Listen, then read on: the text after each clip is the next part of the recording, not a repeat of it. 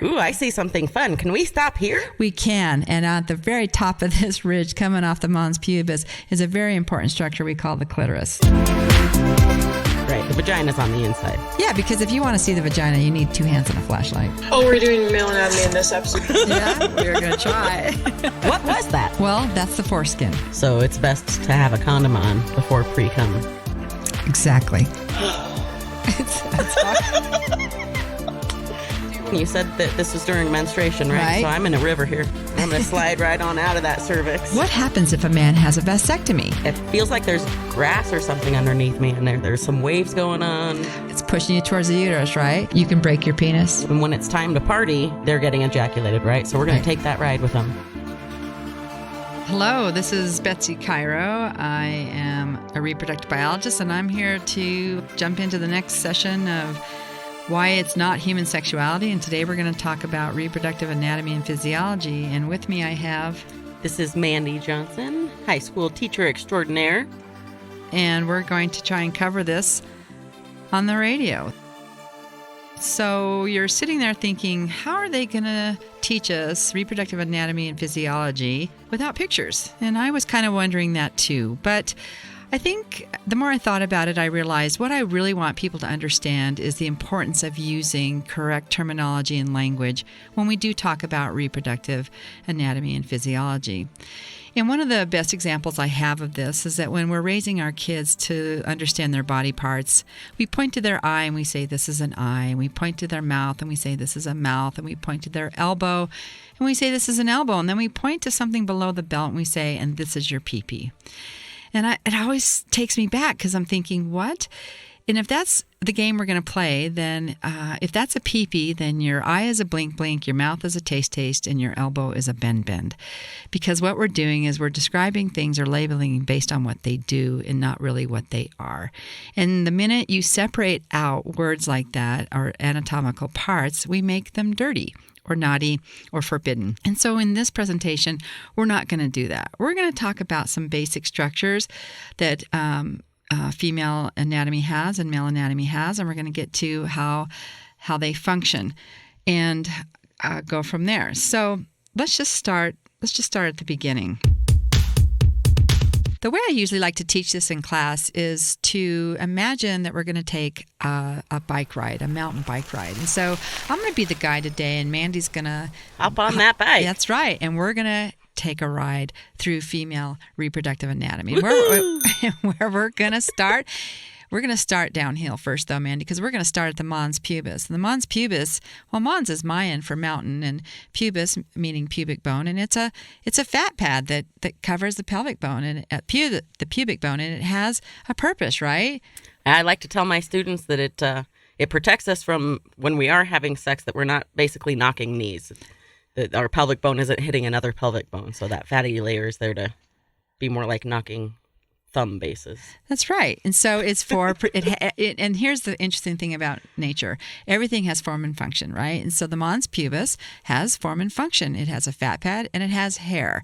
And why was that? Well, because in the past we didn't wear clothes and we were naked running through the bush, and if you caught your bush on a bush, you were protected, right?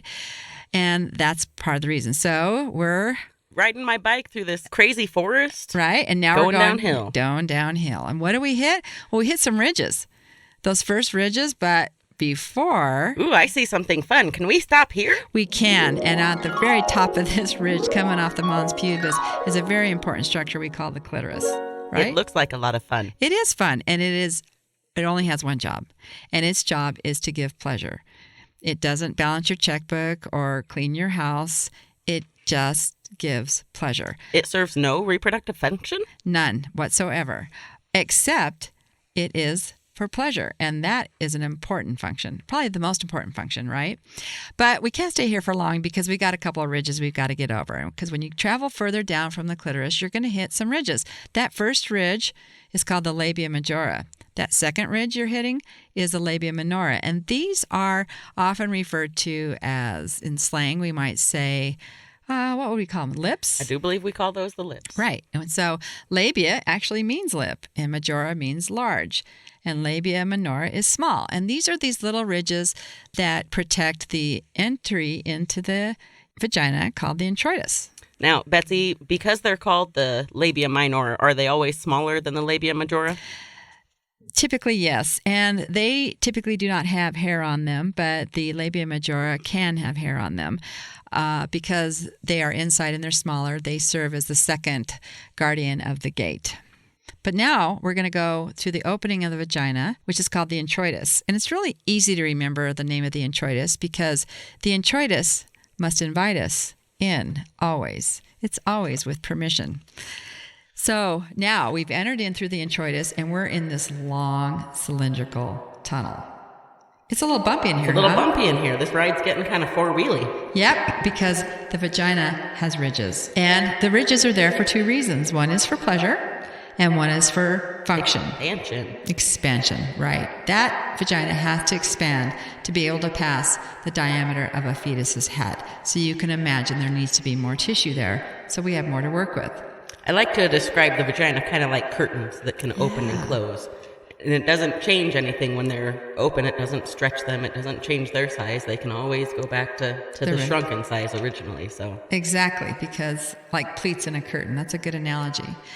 Well, at the back of this cave, we're encountering another structure. It's smooth, it's round, and it has an opening in the middle, and this is called the cervix. And the cervix is an amazing organ. It's not very big, but it is really important because what it does is it is the keeper of the gate into the uterus. Am I going to be able to get through this on my bike?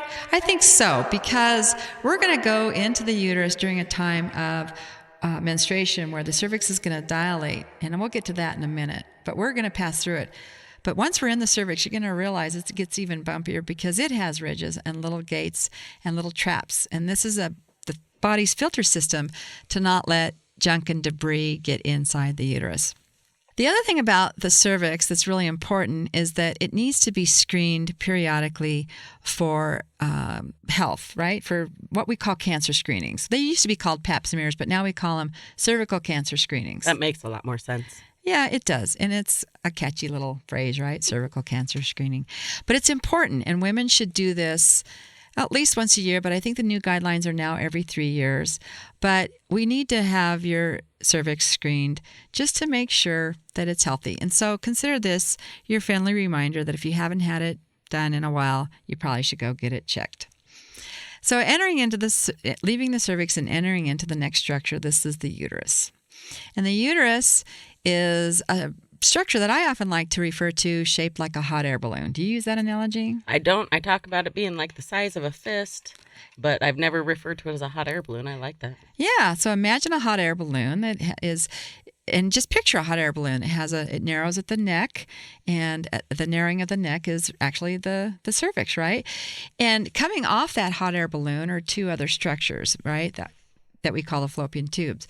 But the important thing to remember about the uterus is that the lining of the uterus is called the endometrium. And this is actually what is shed or sloughed during a woman's menstrual cycle. And this happens so that the internal structure of the uterus can maintain healthy and regenerated on a regular basis.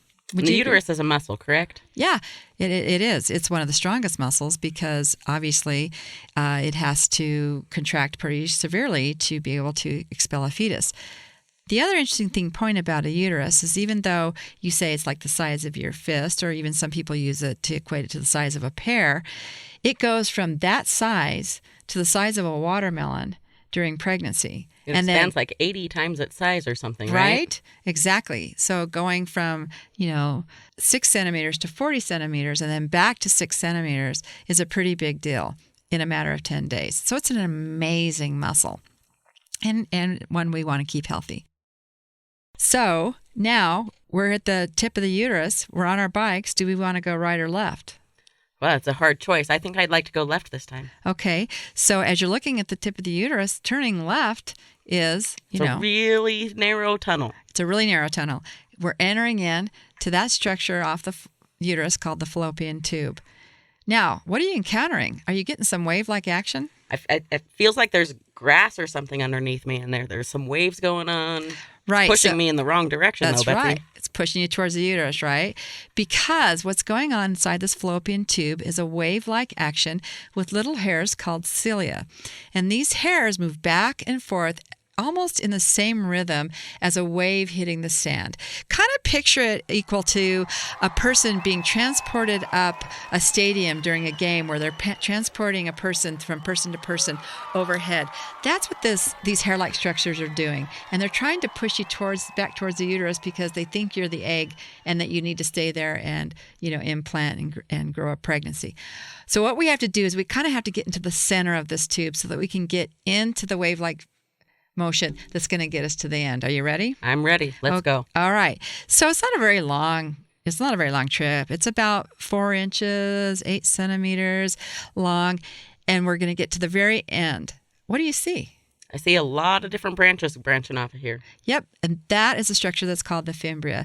The fimbria are these finger-like projections at the end of this fallopian tube. We can't really go any further than this, because if we step outside this fallopian tube, we're going to fall out. We are, because the ovary is not attached to the fallopian tube. As you can see, it's sitting kind of over. Looks like I'd have to jump. You would, or build a bridge. I don't know that trick on a bike. Yeah, we don't have enough traction. So right from here, we're just going to view the ovary from where we are in this tunnel.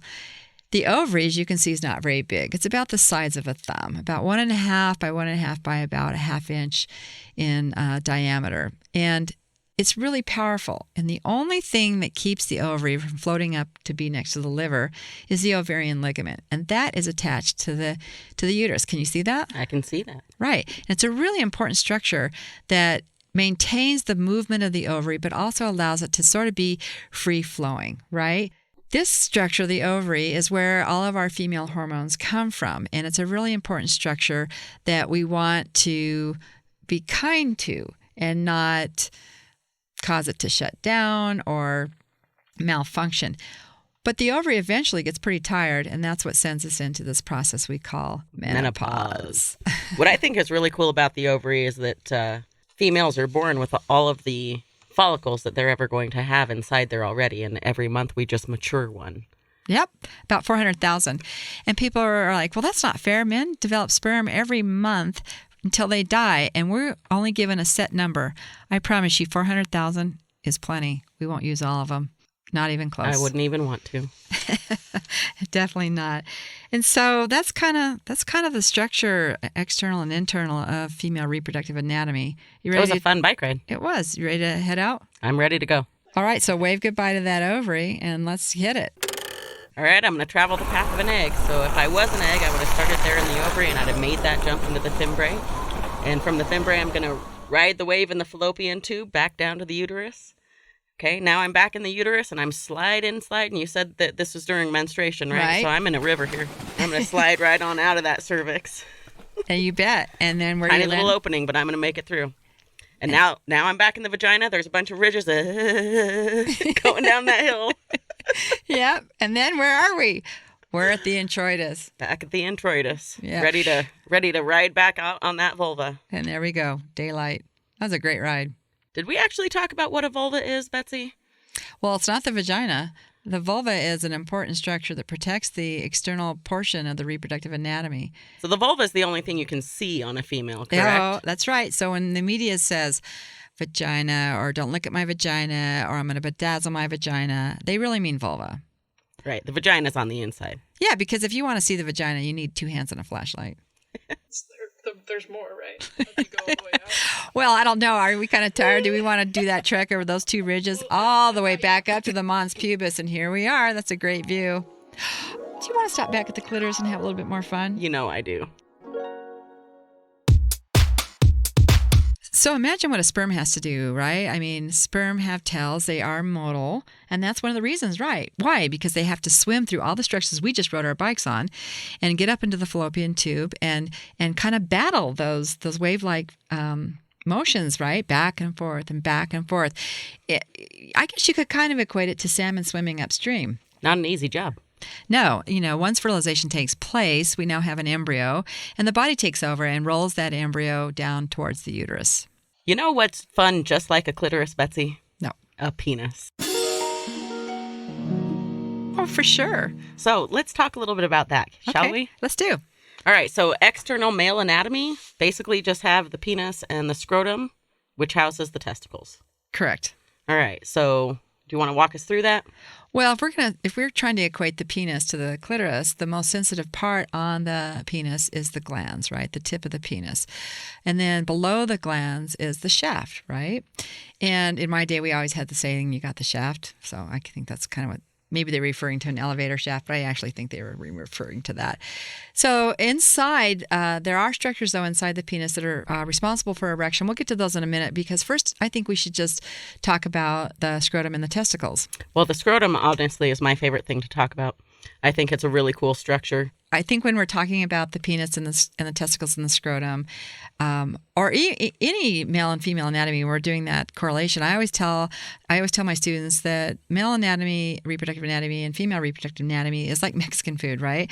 So it's all the same ingredients. It just looks differently. So, for instance, if you have a flat tortilla, sure, and it has beans and cheese and lettuce and tomatoes, we call it a tostada. But if you fold it in half, we call it a taco. And that's kind of how the male and female reproductive anatomy is. And that's why when we were talking about the clitoris and then we jump to the glans, it's the same tissue, it's just bigger, right? And that's kind of an important thing to remember because that portion of the penis is for pleasure. And then we go down the glans to the shaft of the penis that leads us to the base of the penis. And at that, we have the scrotum and the testicles. And inside the scrotum are the testicles. Why are the testicles outside of the body? Well, the testicles have to be a lower temperature than the rest of the body so that sperm can have optimal development. I think the scrotum is really cool, though, because the scrotum has muscles in it, which you can describe a lot better than I can, but it has muscles to move the testicles a little farther away from the body if they get too warm and a little closer to the body if they get too cold. And I think it's pretty nifty because I don't have anything on my body that both detects temperature and then moves accordingly. I know, right? I think that's a neat feature. It is a neat feature. And inside those muscles are called the cremaster muscles, and they are temperature dependent. And those muscles surround the structure inside the spermatic cord are veins called the pampiniform plexus. And the pampiniform plexus works much like the radiator of a car. So the warm blood leaving the body is cooled by the cooler blood leaving the testicle, so that the blood that enters into the testis is 3 to 5 degrees cooler than body temperature. And that's how we maintain, another way we maintain the temperature of the testes, because, as we know, sperm are really susceptible to heat shock or temperature or cold shock, and they need just that right temperature to produce a normal sperm. So tell us about these testicles, Betsy. I think it's really cool. Well, the testicles, typically, if the fetus is XY, it's born with two. One is typically larger than the other, and they don't ride side by side. They kind of ride one in front of the other. And, of course, with nature, as we said, form and function. This is so men can walk easier, right? So they have sort of a gait going on that. But the testicles are about 1.5 to 2 inches in length and about 3/4 inches in diameter. And they secrete one of the most important male hormones, which is testosterone. Although there is another structure internally that secretes even more potent testosterone, and that's the prostate. But we'll get to that in a minute. Inside the testicle are some important structures, and these are called the seminiferous tubules. What happens inside those? Well, it's kind of a conveyor belt of making a sperm. So imagine this gigantic warehouse where we have different stages of something that you're putting together. So, for instance, if you were putting together a radio, you would have certain different parts, and as it moved down the conveyor belt, somebody would add something to that, and at the very end, you have a radio. Well, in men, it's no different. And along the seminiferous tubule, we have different stages of development of a sperm. Did you know that sperm start out as a round cell? I did not know that, Betsy. They start out as a round cell, and then during maturation, they begin to elongate. And during that elongation process, they eventually develop a tail, or what we call a flagellum. That allows them to be motile. As they're developing along the seminiferous tubule, there's this central portion of the testes that's it's like a hallway. It's called the reedy testes. And they actually back into that hallway and migrate up to this structure that is attached to the epididymis, or attached to the testicle, but is separate, and it's called the epididymis. Do you know the different parts of it? There's the tail, the mid, and the head. Yeah. And I like to describe it to my students as sort of a mohawk sitting on top of the testicle, the way it just holds on. I have a little stuffed testicle in my classroom, and the epididymis is his mohawk. That's a great analogy. So I also tell my students that the way... Never mind, we're not ready for that yet. We need to know all the other parts. Well, as the sperm are migrating up towards the epididymis, they go through this duct system called the afferent ducts, and they get into the epididymis because they're not ready yet. They haven't been polished. They have to do some final maturation, and that does take place in the epididymis, in the head, the midpiece, and the tail, where they are finally mature enough to be ejaculated. I think you have another analogy about that. Yeah, I like to tell my students that the testicle is where the sperm is born. It's where it goes to preschool, kindergarten. Yeah. Right, but when it moves into the epididymis, the head piece is kind of like elementary school. That's where they spend the first few bits of their life. And then the mid piece is your middle school years. And then the the tail piece there is high school, where you sit and wait until graduation. Right. And everybody loves a good graduation party, right?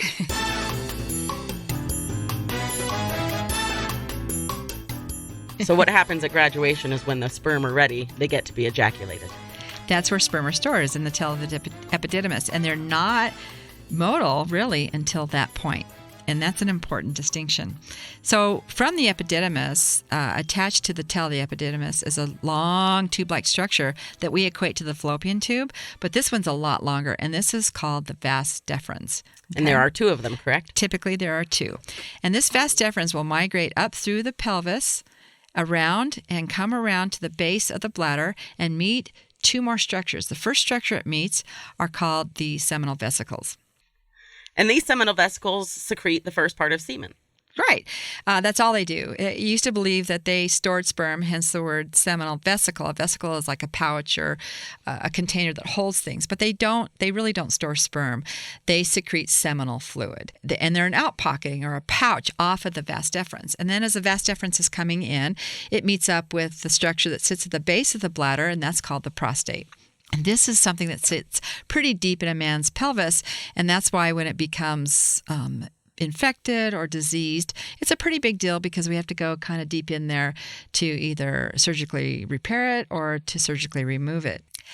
But the other part of that is that the prostate also secretes seminal fluid, but it's called prostatic fluid. And here near the prostate gland, isn't this where the tube splits off so that it could either go to the bladder or to the reproductive organs? Yes, because the tube that goes through the penis is called the penile urethra, and that travels all the way up to you get to the prostate, and then that's called the prostate urethra, and then to the base of the neck of the bladder. And what happens during ejaculation is that the sperm, when a man gets an erection, the neck of the bladder closes. That's to allow the sperm, as they're being ejaculated, to not backtrack into the bladder, what we call a retrograde flow, and actually to be expelled through the prostate and out the end of the penis. This is an important distinction because I got to tell you, there's a story, men wake up in the morning with an erection and a full bladder, and they want to empty their bladder. What do they do? Well, they don't want to wait it out, right? Because they're in a hurry, and maybe they don't want to masturbate that morning to get rid of their erection. So they try to pee with an erection. And that's just not okay, because what you're doing is you're trying to force open a valve that is closed for a biological reason. And if you keep pressing on that and forcing that issue in the morning to pee with an erection, you could damage the nerves that close that bladder closing, and you could end up a retrograde ejaculator, and we really don't want that. Nobody wants that. No, because then getting pregnant through intercourse is going to be near impossible. So what happens next? Well, as the sperm are passing through the prostate and out the end of the penis, that is what we refer to, as you said earlier, as ejaculation. But really, what causes erection? Well, blood causes erection. Yep. It's called increased blood flow, decreased venous return. And there are two structures inside the penis that allow this. We have the corpus cavernosum and the corpus spongiosum. And they are these cylinders. I don't want you to think of a cylinder, but they're kind of delineated tissue that allows blood to flow into it so that the tissue in the penis becomes hard and the penis becomes larger in diameter and typically longer in length. These two structures, you can kind of picture them as a lake, where a lake has a border, right? And when we fill that lake, it can become bigger, but it still maintains its boundaries. And this is an important distinction for erection. So again, erection is increased blood flow, decreased venous return. And those structures capture that blood, allowing that to happen. So I know we talked about erection, right? And we kind of talked about ejaculation, but there's actually something really important that happens when an erection does occur. And one of those is the secretion of what we call pre-cum, right? Or you might call them love drops or something like that. But it's the fluid that comes out of the end of the penis prior to full sexual activity. And this liquid or fluid is produced by the Cowper's gland. And the reason this happens, again, form and function with Mother Nature, the reason this happens is because they're sort of the sentinel fluid, right? They're sent out to clean out the reproductive tract to try to balance the pH because, urine was passing through there and sperm and urine are not, compatible. And so they kind of flush it out and make it a cleaner slate for when ejaculation does occur and the sperm cells plus the seminal fluid exit the body. Now, that pre-cum can also contain sperm, Betsy, right? Oh, of course, because sperm can hang out anywhere along the reproductive tract after ejaculation. When somebody ejaculates, it's not like flushing a toilet. It's not like, whoop, it's gone and we've got a clean bowl. It's not like that because there are sperm that hang back because they're not flushed out. It's not the power flush of, the toilet bowl. It actually, you understand what I'm saying, right? I do understand what you're saying, Betsy. The residue of all of it. So that part's really important. But you know what else pre-cum can contain? What else can it contain? Viruses and bacteria. So it's best to have a condom on before pre-cum. Exactly. Even if you're going to perform oral sex on a man, condom first. Sounds like a good idea. But I want to wrap up with terminology, right? And I think people don't understand when we say the word semen, it's a catch-all term that includes seminal fluid plus sperm cells. And one of the questions I'm always asked in class is, what happens if a man has a vasectomy? Does he ejaculate any fluid? That's a great question, and the answer is yes, he does ejaculate. But the only thing that is in the ejaculate is seminal fluid. The sperm cells have been prohibited from leaving the body because of the vasectomy. Semen, as I just said, is a catch-all term that includes sperm cells plus seminal fluid. And where a man gets a vasectomy is down low. Remember, we talked about the vas deferens. That portion is just clipped or tied or removed. A little section is removed, but that has nothing to do with the upper portion where we have the seminal vesicles and the prostate, right? So that fluid is still expelled. But keep in mind, there can still be bacteria and viruses. So the sperm get to graduate, they just don't get to have a party. That's right. Sad sperm. So, Mandy, if a man is not vasectomized and his vas deferens is open, right, what path does the sperm take? Well, let's jump on that party bus and let's see where they go after ejaculation. So, before ejaculation, they started in the testicles and moved to the vas deferens. And when it's time to party, they're getting ejaculated, right? So we're going to take that ride with them. We're going to hop on that party bus and go straight through the vas deferens, right up a big mountain to the seminal vesicles. We're going to get joined by some fluid. We're going to ride that ride down to the prostate, get some more fluid, and we're taking that bus all the way into the urethra and out the penis. That's right. But there's a structure I saw on the way out. What was that? Well, that's the foreskin, right? And all men are born with a foreskin. And this is a sleeve-like structure of skin that covers the head of the penis, what we call the glans. And sometimes it's removed. And when it's removed, it's called circumcision. That's right.